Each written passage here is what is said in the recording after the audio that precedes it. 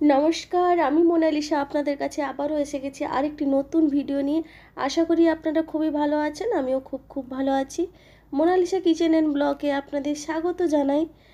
তো আজকের হলো সোমবার, তাই সকাল সকাল উঠে পড়েছি। উঠে পড়েই দীঘাতেই আছি তো এখনও, আর আমরা যাচ্ছি চন্দনেশ্বরে পুজো দিতে। আর দীঘাতে এসেছি কিন্তু চন্দনেশ্বর বাবার কাছে যাব না, তা কি করে হয় বলুন? কাছ থেকে ঘুরেই চলে যাব বাড়ি, সেটা কি হয়? তাই চলে গেছিলাম চন্দনেশ্বর বাবার কাছে পুজো দিতে।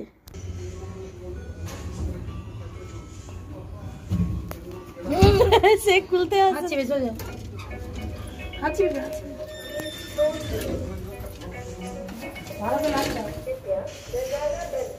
তো নিচে এসে দেখছি আমাদের টোটো ভাই চলে এসেছে।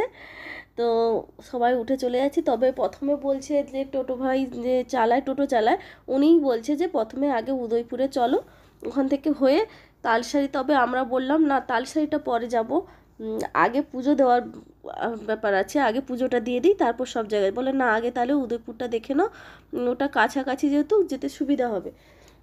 তারপরে ওই প্রথমে উদয়পুরেই চলে গেছিলাম আমরা সবাই।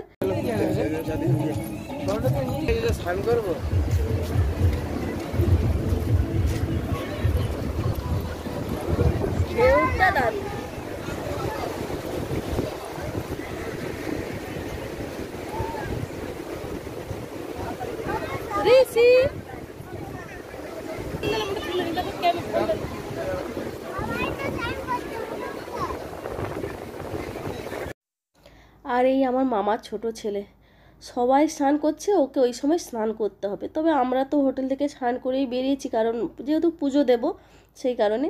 আর তো বাচ্চা ছেলে, ওকে স্নান করানো হয়নি। ও বলছে আমি, সবাই স্নান করছে আমি কেন করব না, আমরাও চলো স্নান করি। তো সেই সময় সকাল সকাল গেছি তো, মানে অর্ধেক দোকানদানি বন্ধ। আর এরা তো খাওয়ার জন্য, বাচ্চাগুলো পেটে বলছে প্রচণ্ড খিদে পেয়েছে, আর পেট যেন ছুঁচো ডন মারছে। আমি বলি না, আগে পুজো দিই চল, তারপরে সব খাওয়া দাওয়া করবি। আর সেই সময় আমি একটু পোজ দিয়ে ফটো তুলে নিচ্ছিলাম। তবে উদয়পুরে আমরা বেশিক্ষণ ছিলাম না, যে 15-20 মিনিট থেকে তারপরে চলে গেছিলাম একদম পুজো দিতে।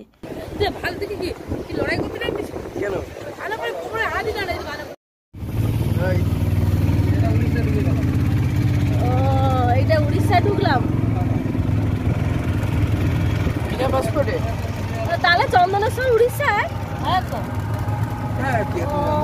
আমি জানি বর্ডারের আগে, ওই তো বর্ডার সেই দিকে।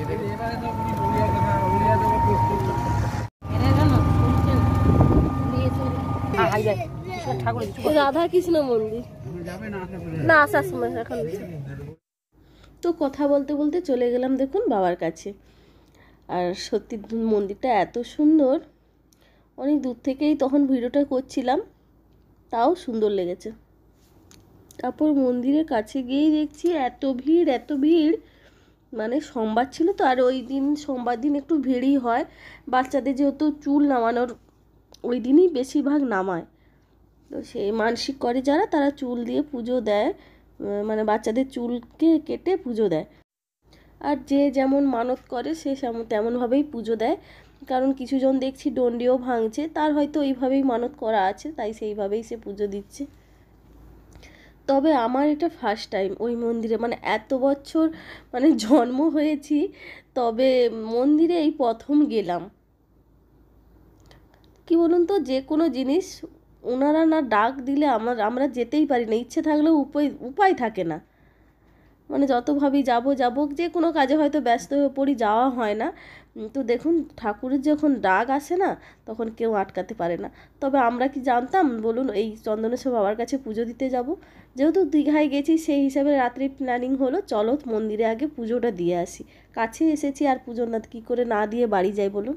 সেই জন্য আগেই ভাবলাম যে সোমবার, কালকের ভালো দিন, তো পুজো দিয়েই আসি চলো।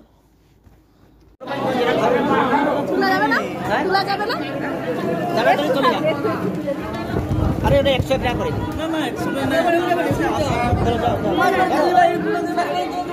সব জ্বালিয়ে দেবো। হ্যাঁ।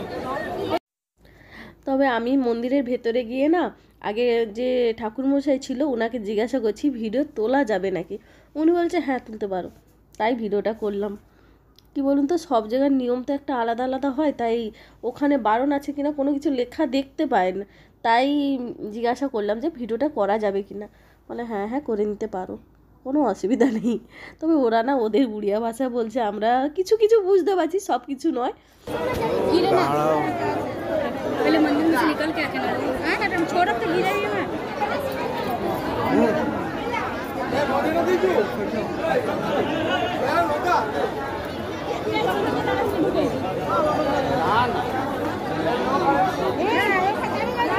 कोलकाता আছে দিয়া বাবা ছুড়িয়া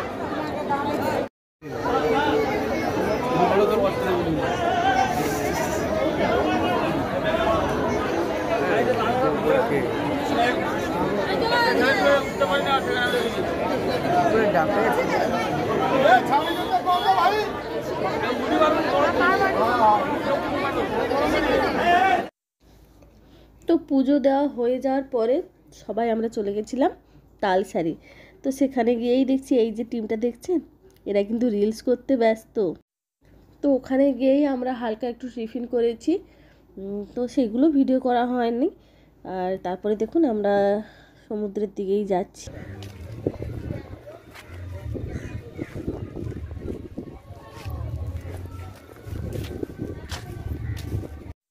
তো ওখানে গিয়ে দেখছি জল অনেক দূরে, তো অনেকটা হেঁটে যেতে হবে, তাই আর নামলাম না।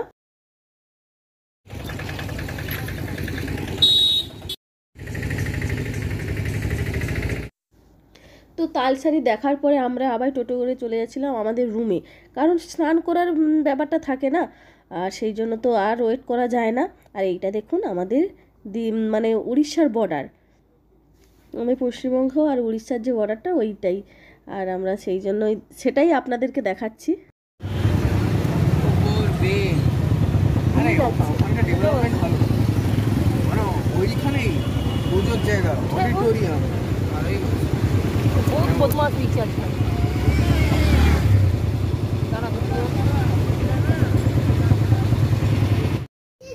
মুখটা বন্ধ করো, মুখটা বন্ধ করবে তুমি।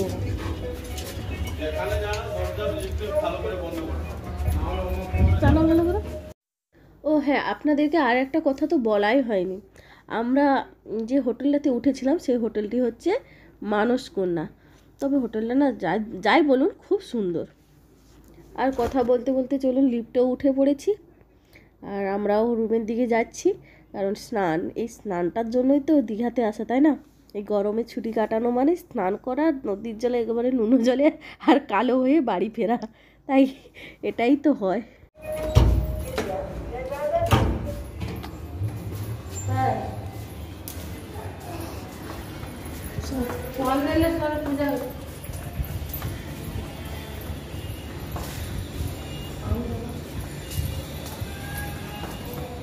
জানি তোমার পানি আছে, এদিক ওদিক সেদিক ঢুকে পড়তেছে জানো।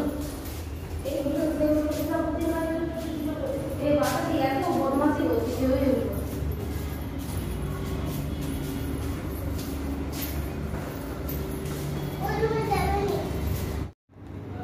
চন্দনেশ্বরে পুজো দিয়ে তারপরে এসে আমরা চান করে এই যে আবার রেডি হচ্ছি, খেতে যাব।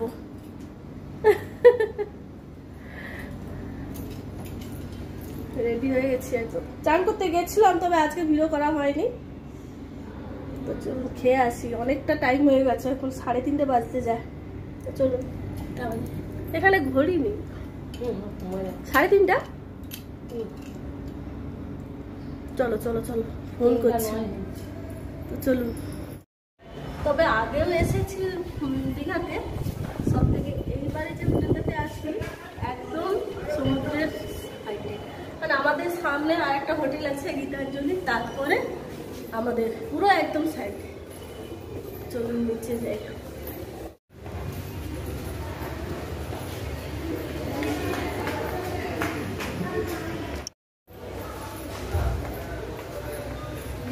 কাজ করছে না, কাজ করে উপরে উঠছে, এই সবে উঠলো, তখন থেকে দাঁড়িয়ে আছি জানিস, দুবেলা লেখা হয়ে রয়ে আছে। লাগাই না, আমি টানছি, দুবেলাতে এসে তাও খুলছে।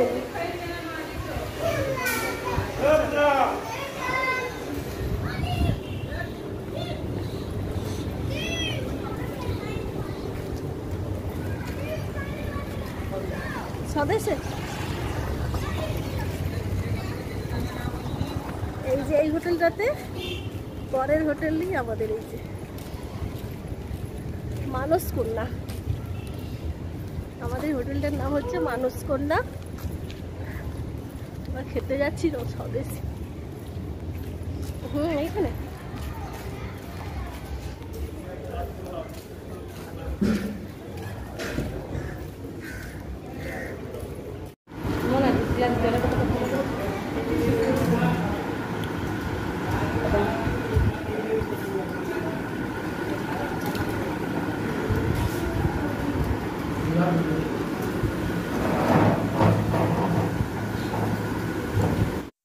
তবে দীঘাতে আজকে আমাদের দ্বিতীয় দিন।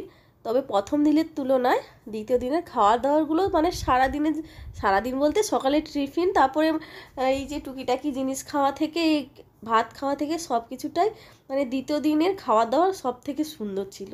সে সকাল থেকে রাত পর্যন্ত যা কিছু খেয়েছি, দ্বিতীয় দিনের খাওয়া দাওয়াটা সুন্দর ছিল একদম।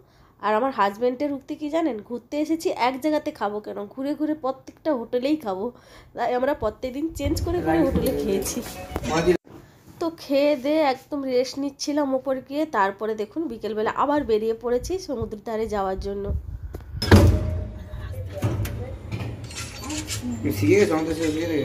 আমরা কতবার একা গেছি আমি মনে হয় দিদি আমার সাথে থেকে শিখছি। কে রে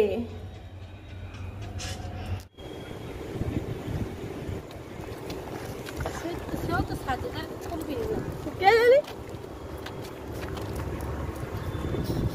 আমি তো এখানে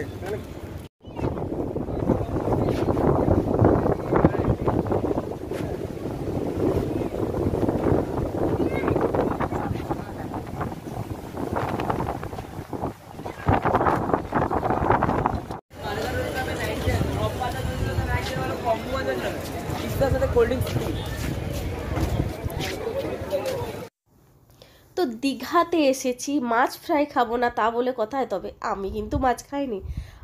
কারণ আমি তো সামুদ্রিক মাছ পছন্দই করি না। আমার হাজব্যান্ড খেয়েছে লোটে মাছ, আমার ছেলে খেয়েছে চিংড়ি, চিকেন লেগ পিস, মামিমাও খেয়েছে চিকেন টিক্কা চিংড়ি, আর মামার ছেলেও খেয়েছে চিকেন টিক্কা আর চিকেন লেগ পিস আর চিংড়ি। আর আমি কিন্তু চিকেন টিক্কাটাই খেয়েছি 2 প্লেট। আর টেস্টটা যা ছিল না, দারুণ টেস্ট।